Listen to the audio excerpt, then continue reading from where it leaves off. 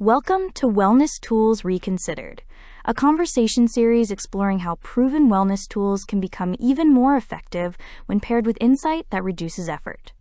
In this episode, we're looking at somatic and body awareness practices, a widely trusted approach that helps people regulate emotions, manage stress, and navigate real life more skillfully. These tools work. They've earned their place. What we're exploring here is a simple but often overlooked question. What changes when we understand where struggle originates and how that understanding can make using these tools feel lighter? This isn't a how-to or a set of techniques. It's a reflective conversation about effort, insight, and why the work people are already doing can begin to feel less burdensome without changing the tools themselves. You know that feeling when your brain is perfectly calm and it's logically telling you everything is fine, but your chest is so tight it feels like, I don't know, like you're wearing an iron corset. Oh, absolutely. The ultimate disconnect. Exactly. Your mind's at a spa, but your body is clearly in a shark cage. That's the cognitive gap, right? And it's why we usually have to stop trying to think our way out of stress and turn to the body. Which is what we're diving into today, these somatic and body awareness tools. Why they're basically the gold standard for anxiety. But also why sometimes using them can feel like a relentless game of whack-a-mole. Yeah. And for this, we're drawing on some incredible research about the nervous system and some key insights from the book, The Lens That Changes Everything.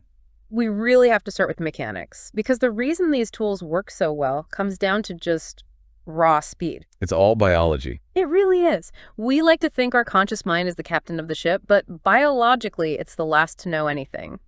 The amygdala, your threat center, reacts to danger in, 60 milliseconds? And the cortex, the part of you that thinks, maybe I should do some yoga. That takes about 600 milliseconds to even wake up. So by the time you realize you're stressed, your body's already been flooding the zone with adrenaline for half a second. You can't logic that away. The logic is just too slow. And that's exactly why we call it bottom-up processing. Somatic tools work because they bypass that slow storytelling brain. And they speak directly to the hardware. Exactly. They're basically manual overrides. Okay, so take breath work. We're not just talking about relaxing. We're talking about mechanically engaging the vagus nerve to force the parasympathetic brake to clamp down. You're hacking your own heart rate variability. Right. And body scanning, it operates in a similar way, doesn't it? Kind of. It's more of a data collection tool. Instead of judging the sensation, oh, my stomach hurts, this is bad, you're training your brain to just witness it, just the raw data. So it interrupts that loop where a physical feeling triggers more panic. Exactly. And that's why the relief is so immediate. You aren't arguing with the anxiety. You're just turning down the physiological volume knob. Which reframes the entire struggle. It's not that you're crazy or irrational. It's just that you're physiologically dysregulated. Your body isn't broken. It's just stuck in a high rev state. And that restores a sense of agency, which is huge. Mm-hmm. But, and this is the big but we need to talk about. That agency can start to feel like exhaustion. The effort problem. Because let's be honest, you do the breathing, you hack the vagus nerve, you feel great. And then 2 hours later, the tightness is back. And you have to do it all over again. It can feel like a full-time job. Like you're the manager of a very unruly employee, your own body. Totally. You're constantly monitoring, is my jaw tight? Better breathe. Are my shoulders up? Better scan. It's relentless. That exhaustion is actually a really specific signal. It means we're treating the smoke, but we're not getting to the fire. Ah.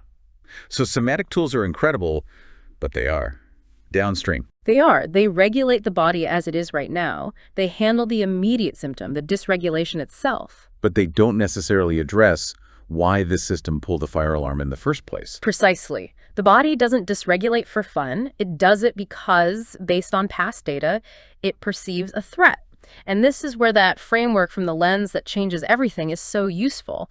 It helps distinguish between the upstream origin and the downstream symptom. So downstream is the panic I'm having in this moment. Right. And upstream is the origin of struggle, that early belief or meaning that taught your nervous system, hey, when this happens, you are not safe. And if you don't have that upstream context, you tend to see the panic as, what, a defect, a glitch. You do. You use breath work to fix yourself. It feels adversarial, like you're fighting your own body. But if you apply this lens, that panic suddenly isn't a glitch anymore. It's a valid historical attempt to protect me. My body isn't attacking me. It's trying to save you based on an old rule. That one shift changes the entire texture of using the tool. So you're not breathing to make the bad feeling go away. No.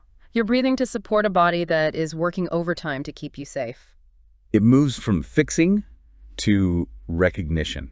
It feels, it feels like a much softer way to live. It absolutely lightens the load. The physiological work is still there, but the emotional weight of managing yourself just lifts.